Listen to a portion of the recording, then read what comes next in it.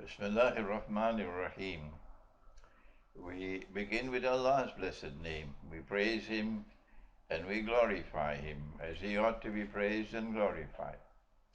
And we pray for peace and for blessings on all His noble messengers, and in particular on the last of them all, the blessed Prophet Muhammad sallallahu ta'ala alayhi wa sallam, as we greet you with Assalamu alaikum wa rahmatullahi wa barakatuh, and with Ramadan Kareem, for it is today the ninth day of the blessed month of Ramadan. But for those, listen carefully to my words, listen carefully, because this is what the angels will be looking for.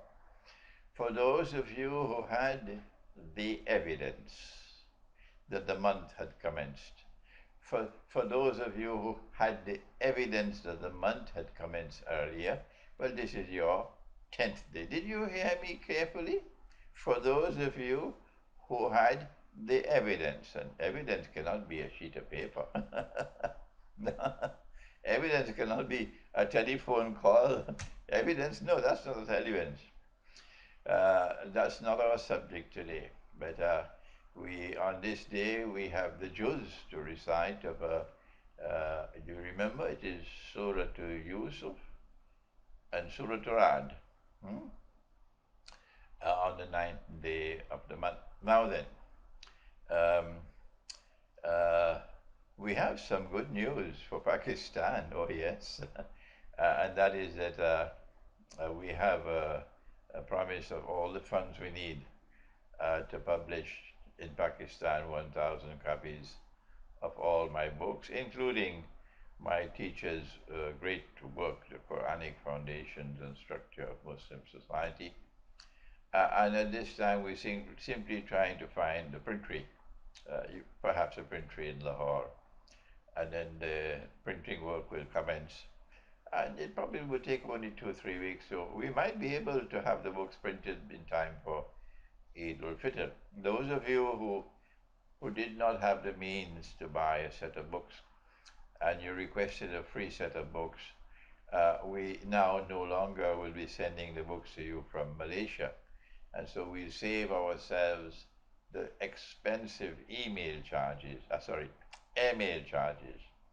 So if you are in Pakistan, you'll be able to get your books in Pakistan. You simply have to pay the local charge. And similarly, I hope you'll be able to have the books printed in India, and you'll be able to get the books in India, those of you who are buying the books at a price that people can afford. And those who cannot afford, and we are pledged to give you a free set, you won't have to pay the expensive airmail charges, nor do you have to face Indian customs who might detain your books. And you'll be able to get the books in India. Similarly with Bangladesh, mashallah. I have a very large team of volunteers in Bangladesh, and they're already working. And yes, Pakistan, I am convinced that the Institute of Islamic Eschatology should be established in Pakistan, yes. Although there are voices which are expressing concern and so on. No, I don't care. The Institute, inshallah, if Allah is kind to bless this project with success, the Institute will be established in Pakistan. That's where I studied Islam. That's where I got my knowledge. That's right, that's where I went to university for the first time. And I lived in Pakistan for so many years, yes. So I have to return something to the people of Pakistan, inshallah. So the institute will be established in Pakistan. Hey, don't apply for admission yet, please. Please give me some time, okay? We have to get a team of specially selected people as a committee to begin the project. Then we need a lot of volunteers to support us. We need land, we need money and so on. I will need scholars who can assist me. And I don't know how long it will take. But wait, please wait until you hear the announcement. You see the announcement that the project is starting, and at that time you could apply for admission, because people are already writing to me to get admission to the institute. That's right. Yes. So, well, mashallah, this is a good sign. This is a good sign, yes. That so many people are convinced that this branch of knowledge is very important and we should study it. My institute is not going to replace the Darul Uloom, not at all. My institute cannot teach all the subjects which are being taught in the Darul Uloom. But I hope that the graduates of the Darul Uloom will come to us so we can continue the education for them, particularly in methodology, for the study of the Quran and Hadith, and also for introducing them to Ilmu Akhirul Zaman. So this institute is not a threat to the Darul Uloom. It will complement and help so that the product that comes out of the Darul Uloom will be refined into something far superior than what now obtains. Now then, we return now to teaching Islamic eschatology, and we began with the visit of the angel Gabriel, Jibreel alayhi salam, which was a memorable event. It's unforgettable, and yet we forgot it. And it was meant Allah's wisdom. Allah's wisdom was to get this event to impact on the consciousness of this ummah forever and ever, because there was something extremely important which was delivered by divine decree in this event. And that was the importance of Islamic eschatology, because that was question 4 and question 5. And it was also methodology for the study of Islamic eschatology, which is number 1, 2, and 3, and also, which we now return to, the difference between number 4, the difference between the 2 signs given in number 5. Now then, methodology. We return to methodology for the study of Ilmu Akhirul Zaman. We've already done the movement from Islam to Iman to Ihsan. And Ihsan is to be able to worship Allah as though you're seeing Him with your heart. And so there is externally acquired knowledge, and there is internally received knowledge. And no one, to my knowledge, no one has done a better defense of the validity of knowledge internally received than Dr. Muhammad Iqbal. And it is to be found in the first 2 chapters of his book, The Reconstruction of Religious Thought in Islam. The problem we have is that out of every 1,000 people who have studied Iqbal, 999 have studied him in Urdu and in Farsi. And probably 1 in 1,000 has even a passing acquaintance of what Dr. Iqbal has delivered in the English language. Only 1 in 1,000. That is the major problem we face with Iqbal and the Iqbalians. So this is perhaps the best defense ever written of the validity of knowledge internally received. The first 2 chapters of Iqbal's Reconstruction of Religious Thought in Islam. May I suggest, do you mind, that you try to find that book and read those 2 chapters? Well, when I was a student doing my master's degree in philosophy, and I was already 26, 27 years of age at that time, I read those 2 chapters about 20 times to be able to try to understand them. Okay? And it was only when I studied Surah Al-Kahf of the Quran, only then did I understand fully what Iqbal was saying in those 2 chapters. So don't be disheartened if you cannot understand him at the beginning. Time, inshallah, will allow you to mature as a thinker. And now we go now to the question number 5. What are the signs of the last day? You know, they say, they always say, only Allah knows the future, only Allah knows the future. But in addition to that, yes, only Allah knows the future. But there are certain things called alamatus sa, signs of the last day, that Allah, from His knowledge, has communicated this to Nabi Muhammad alayhi salatu wasalam. And He has communicated this knowledge to him that it should reach us. And when it reaches us, we have to act on the basis of this knowledge, because it is supremely important. That's why you had that memorable, unforgettable event, okay?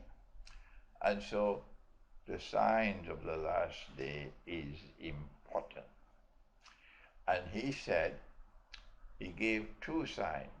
Number one, he said that you'll find the naked, barefooted shepherds competing with each other in construction of high-rise buildings. Who can build the tallest one of all? Indicating that an age is going to come when people who have no worth, essentially no worth, they're just like naked, barefooted shepherds. They don't have any worth in terms of knowledge, in terms of experience, uh, uh, insight, nothing of these things. And these people will suddenly get wealth, and now the world will judge someone not on the basis of his knowledge, not on the basis of his character, not on the basis of his personality, but on the basis of how much wealth he has. That is the lesson being sent. And so those who belong to the Jamaat of Summun, Bukmun, Umyun, the deaf, the dumb, and the blind, that's how they'll judge people. He has money, so he is high. And he has none, so he's a nobody. And that's the warning. But you already understand that. This is a sign which is plain and clear, easily understood. No need for any ta'wil or interpretation. And so the Prophet ﷺ is communicating to us this information pertaining to methodology. And that is that there will be many signs in Akhirul Zaman, many signs of the last day, which will be like this. They will be plain and clear, and anyone will be able to understand them. You don't need any insight, you don't need any interpretation to penetrate them. Therefore they are ayat muhkamat, like the verses of the Quran, which are ayat muhkamat. But now comes the second one. And talid al-amatu rabbataha, which I have already explained to you on the last session. And here is a sign that a slave woman would give birth to her mistress. This is not plain. This is not clear. And this is not to be understood literally. You have to go and penetrate the subject. You have to find out what is it that produces this slave woman. What is it that brings slavery once more into the world in Akhir Zaman? And how can a slave woman give birth to someone who will rule over her? This is the meat of the subject. And therefore you need insight and you need interpretation, ta'wil. And that is the heart of methodology for the study of Ilmu Akhir Zaman, and that is what is manifestly missing in the Darul Uloom education. They don't touch this at all, at all. And our Salafi brothers even reject this. They say, oh no, only the early Muslims, the Aslaf and the Nabi alayhi salatu wasalam, only they are entitled to interpret. No one else can interpret. That is Salafi Islam. Unfortunately, when you adopt that kind of methodology, the world leaves you and you left behind sitting on a sofa. Yes. And so now today, we want to proceed to, to further elaborate on the subject of methodology for the study of Ilmu Akhir Zaman. And we are now fully immersed in a branch of knowledge called epistemology. Listen to the word epistemology, the study of knowledge. What are the sources of knowledge? What are the kinds of knowledge? How do you validate knowledge and so on? And now we turn to proceed further to the next step. We turn to, I don't need to explain to a Muslim audience, I don't need to explain that Nabi Isa alayhi salam would return. But to a non-Muslim audience and to the Ahmadiyya who have rejected this and they are woefully misguided. And the problem with the Ahmadiyya, at least not all, most of them, is you can't talk to them. They're so brainwashed. They have lost the capacity to think. That is brainwashing. So they reject the view, the belief that Nabi Isa alayhi salam would return. And once you reject that belief, forget it, you do not have an eschatology. You cannot understand Akhir Zaman. You are woefully misguided. So now then, we don't have to return to that subject, on the subject of the return of Jesus alayhi salam, because our people already know that. But our Prophet alayhi salatu wasalam told us that before Nabi Isa alayhi salam returns, that Allah will release someone into the world who would seek to impersonate Nabi Isa alayhi salam. And since Nabi Isa alayhi salam, is the Messiah, and the Messiah, according to the Prophet alayhi salatu wasalam, is one who would be Hakim, who would rule. Hakim means rule. Not rule downtown Chicago, ruling the whole world. And when we say someone rules the world, we imply by that there's no rival to his rule. That is ruling the world. There's no rival to the rule. It doesn't mean that you have to establish your rule in every square inch of downtown Chicago. Very good. And so now we are introduced to Al-Masih al-Dajjal, who is going to seek to impersonate Nabi Isa alayhi salam. I would suggest that you read my book, The Quran, Dajjal, and the Jasad, in order to be able to get from the Quran an introduction to Dajjal, but we don't have the time for that today. That's not our subject for today. But our Prophet said about Dajjal that he would be released into the world and he would eventually rule the world from Jerusalem. He would proclaim himself to be Al-Masih al-Dajjal. And he cannot proclaim himself to be the Messiah and get the Jews to accept that his claim is correct unless he's ruling the world. That's the implication. And ruling the world from a state of Israel. And so when you see the Jews being brought back to Jerusalem and to the Holy Land, after 2,000 years of exile, and your response is to eat your biryani and go home and sleep, what kind of a scholar are you? And when you see that a state of Israel is restored in the Holy Land, and it makes the claim that it is the Holy Israel of Nabi Dawood and Nabi Sulaiman alayhim salam, And your response to that is to eat your biryani and go home and sleep. What kind of scholarship is that? And now it is plain and clear. The Prime Minister of Israel declared, "We control the United States of America." Anybody else had said that, the US would declare war, the Marines would land. But the Prime Minister of Israel says that, and no one's even squeak in the United States, indicating it's true.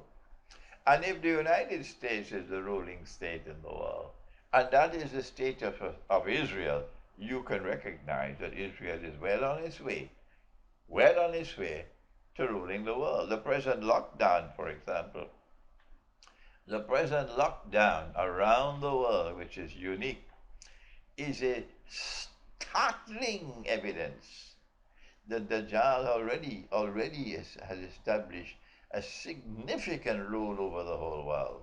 This is startling evidence, dazzling evidence. Now then, it's necessary for us, since we know the Malhama is around the corner, the Malhama being Armageddon, and we know of the prophecy of Nabi Muhammad والسلام, that the next event after the Malhama is the conquest of Constantinople. So those who declare that the conquest of Constantinople, which occurred long years ago, you can tell them, go back to the museum and live in the museum. You don't belong to our people, the Jamaat of people who think. Huh? Go back to the museum, please. The conquest of Constantinople will take place shortly after the Malhama. And I have news for you. I am of the opinion that most of North Africa are going to be in that army that will conquer Constantinople. There'll be lots from Algeria. Oh, yes, from Mauritania. There'll be those from Morocco and Tunisia. There'll be Egyptians and Libyans. Oh, yes, I believe there'll be more people from North Africa than from the heart of the Arab world. And there will be Kurdish Muslims. Oh, yes, lots of Kurds will be in that army. And they will fight to liberate Constantinople. Why? You remember?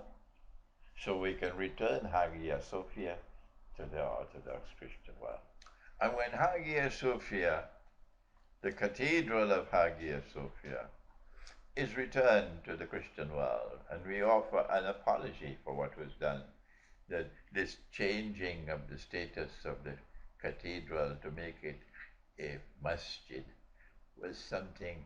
Listen to my words, because I choose my words carefully, and Turkey and the Balkans will not stop me.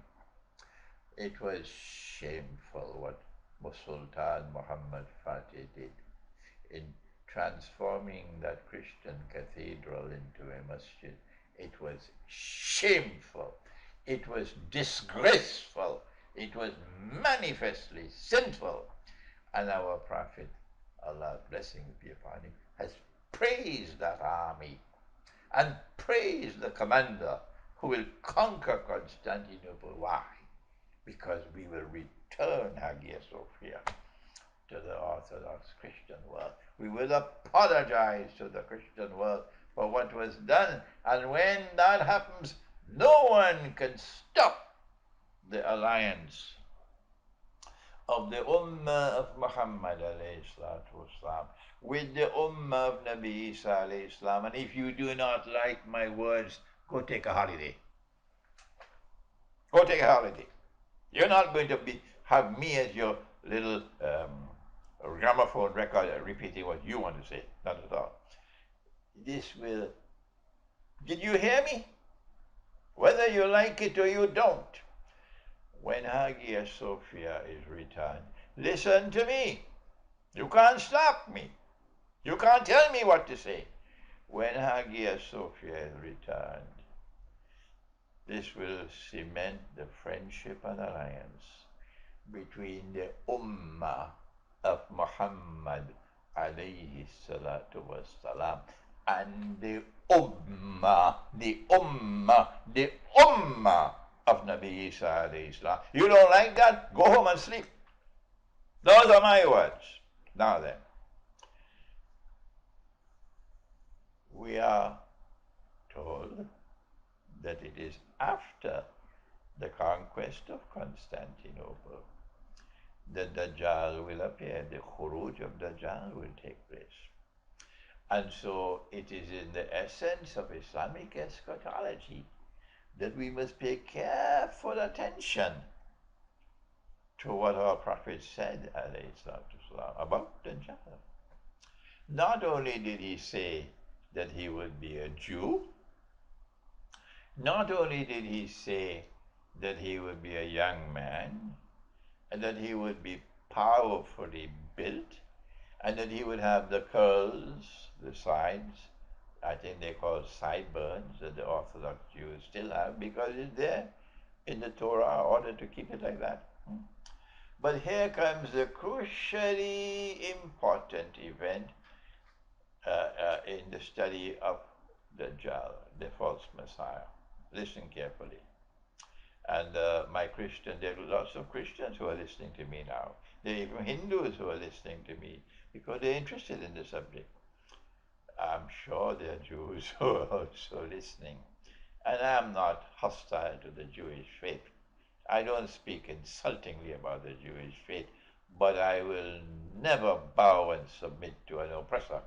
And I ask my Jewish brothers who are like that, do not support this oppressor state of Israel, not at all.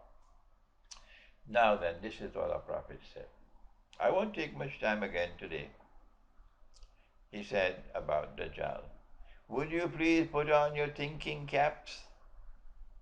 He said every prophet has warned his people about Dajjal. And the prophet Noah, that is Noah alayhi salam, he warned his people about Dajjal. And so this is a subject which has been taught all through history. There must be evidence and knowledge about Dajjal with the Hindus. We have to help the Hindu to locate it in his scriptures. There has to be even knowledge about Dajjal in the Torah and in the Gospel and in the Buddhist scriptures. It must be there. But our Islamic scholarship, we have to reach out to help them to locate what they have about Dajjal, and that will then be of benefit to us as well. So this is what he said.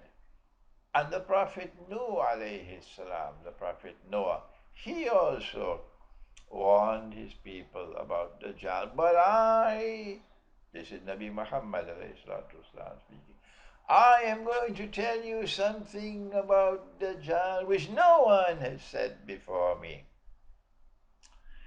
So Allah saved the best for the last. Or perhaps He saved that which was most crucially important of all. He saved it for the last prophet. What is it? I'm going to tell you something no one ever said before me. He said, Dajjal sees with one eye. He's blind in the right eye. It looks like a bulging grape. But your Lord, Allah, is not one-eyed. Between his eyes, on his forehead, is written the word disbeliever, kafir. And every mu'min, meaning someone who has faith, and we Muslims, we don't have a monopoly on faith, okay? There's faith outside of our community as well.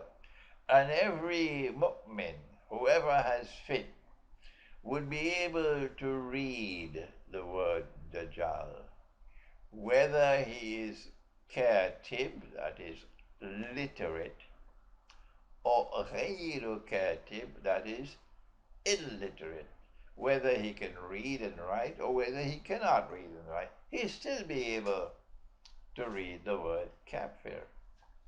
Here is our introduction to epistemology. and to those first two chapters of Iqbal's book. Hmm? When you are confronted with this data, this information, you have to decide, is this an ayah muhkama or is it an ayah mutashabiha? Is it like the barefooted shepherds and the tall, tall buildings, or is it like the slave woman giving birth to her mistress needs interpretation? And the answer is, if you consider this to be plain and clear, then when Dajjal appears in Jerusalem, I may not live to see it, but you may live to see it. And he declares that I am the Messiah.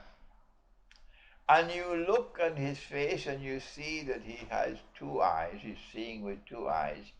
Guess what you do? Shall I tell you? Huh? You say, no, no, no, he can't be Dajjal because he's seeing with two eyes.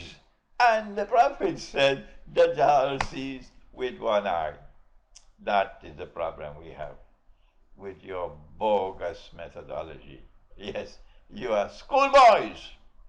You're schoolboys with this methodology of yours. Even young people now listening to me can understand that this is not ayah muhkama. This is ayah mutashabiha. That when the Prophet said, alayhi salatu wasalam, that Dajjal sees with the left eye, the left eye symbolizes external sight. Did you hear that? And when he said that he is blind in the right eye, the right eye symbolizes, the right eye symbolizes that he is internally blind. And all those who followed Dajjal would also be internally blind. We're seeing a lot of people following Dajjal in this lockdown. I don't want to get them embarrassed, and I don't want to pick a fight with them. But my listening audience there would be able to see the inside, to know who are those who are following the, it's so funny, who are following the Dajjal in this lockdown, okay? Let's not pursue the subject any further. And so the great danger that comes from Dajjal is epistemological. That he not only is internally blind, but he seeks to reduce all of mankind to internal blindness.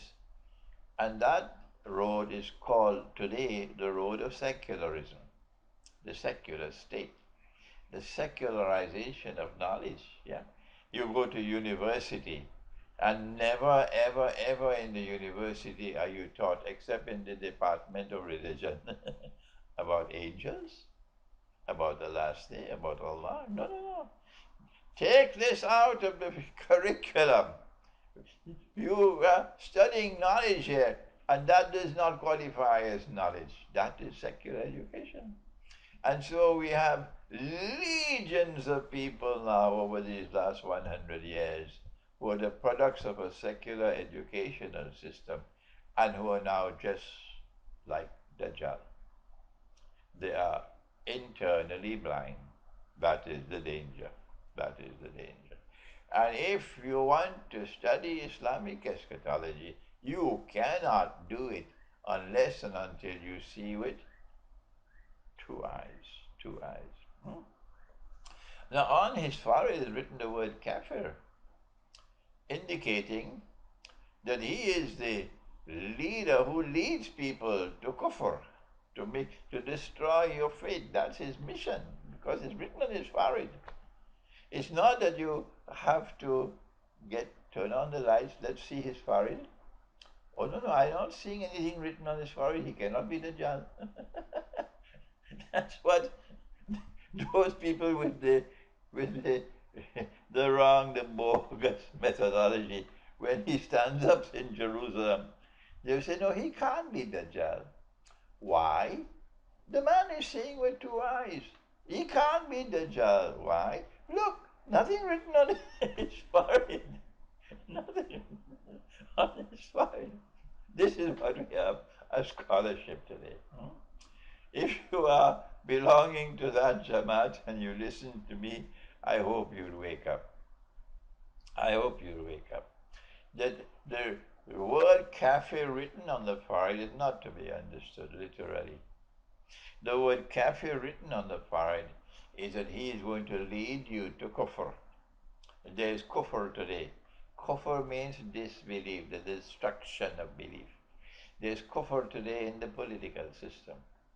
There's kufr today in the economic system, in the market, in the monetary system. There's kufr today in the educational system. There's kufr today in the feminist revolution. Kufr is all around us today. And today, from the time you follow Dajjal, you're following him to the road of kufr, and that's going to take you into the hellfire.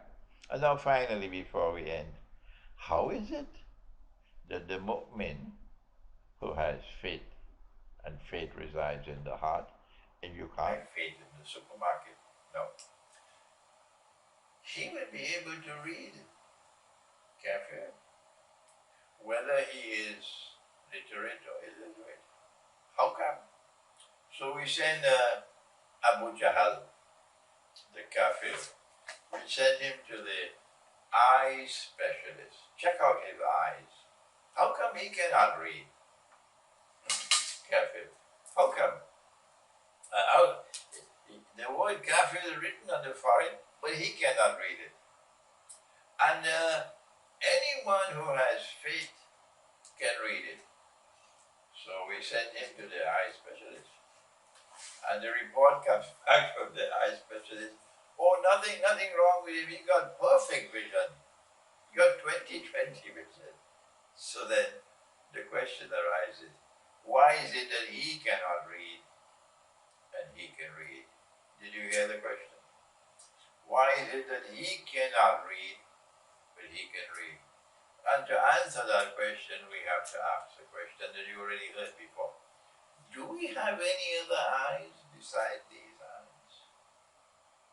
He says no, because he studied at Oxford and Cambridge and Sorbonne and Harvard and Yale. He says no. These are the only eyes we have. But this one says yes. This one says yes, because the Quran says yes.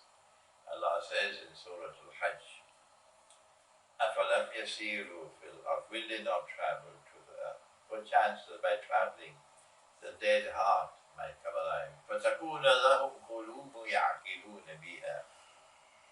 That when the dead heart comes alive, they'll be able to use that heart to pursue knowledge, to acquire knowledge.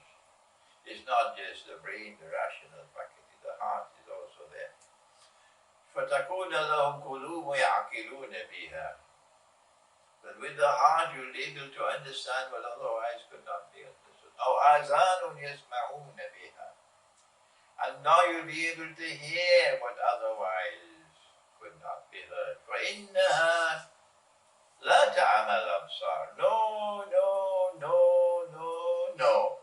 It's not these eyes which are blind, says Allah. No. وَلَكِنْ تَعْمَى الْقُلُوبَ الَّتِي فِي الصُّدُورِ. What is blind is the heart which is inside the chest. And Allah gives another warning. And with this we end for today.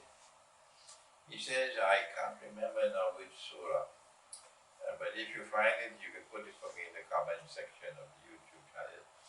He says, مَنْ كَانَ فِي هَذِهِ أَعْمَى. Whosoever is blind over here, in this world, in this life, فَهُوَ فِي الْآخِرَةِ أَعْمَى. You'll be blind in the next world as well.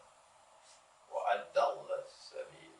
And even more misguided. May Allah protect us, you and I, and all of us who are reciting the Quran from cover to cover this blessed Ramadan.